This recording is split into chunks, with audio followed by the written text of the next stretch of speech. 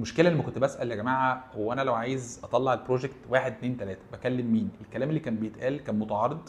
كل تيم شايف انه لا دي بتاعت فلان، لا دي بتاعت علان، فسكت، مش ما حدش يكلمني. انا اتعلمت ازاي اوبزرف، بطلب الطلب، اشوفه اتاخد امتى، اتعمل امتى، اتسلم امتى، وهم كانوا قايلين هيخلصوه امتى، وقعدت ريكورد ده. عارف ان ده يبدو حاجه مريبه، بس انا بعرف اعمل ده.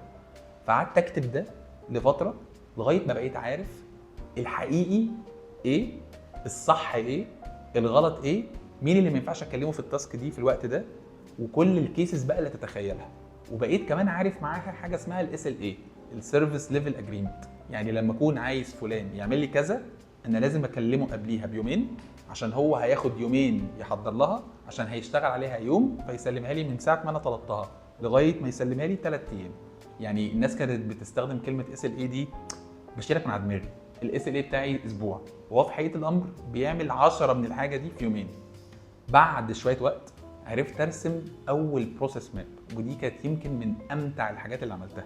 يمكن اول مره عملت بروسيس ماب تعبت قوي، بس بعد كده بقيت اي شركه بخشها مجرد ما ببدا اشتغل مع الناس شويه، انا بقيت عارف البروسيس ماب بتاعتها او راسمها على الاقل في دماغي. انا عارف لما اكون عايز كذا همشي في الخط اللي فيه تيم 1 و2 و3، عايز بقى حاجه تانية همشي في 1 2 مش مهم هنا، وهكلم 3 و4. الناس تتخيل احيانا ان البروسيس ماب دي ضياع وقت، بس صدقني لما انا وضحت البروسيس ماب، في خناقات في الايميلات اتشالت، في ايام في اللونش بتاع البروجكتس اتشالت، في حاجات كده كانت بتحسها كانها عايمه في الطرقه بتاعت الشركه، ما حدش عايز يمسكها، يعني ما حدش عايز يقول دي بتاعتي.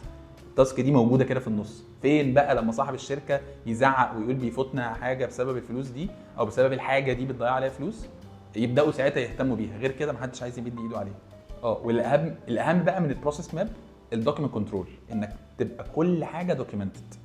لانه لو مفيش دوكيومنتيشن، واللي هي تبدو شغلانه بتاعت مدام عفاف الدور الثاني، بس لو مفيش دوكيومنتيشن خناقات بلا هدف، خناقات بلا اي حاكم ولا رابط، فبروجكتس بتتاخر، اوقات بتطول، فلوس بتروح علينا، كل حاجه بايظه. بس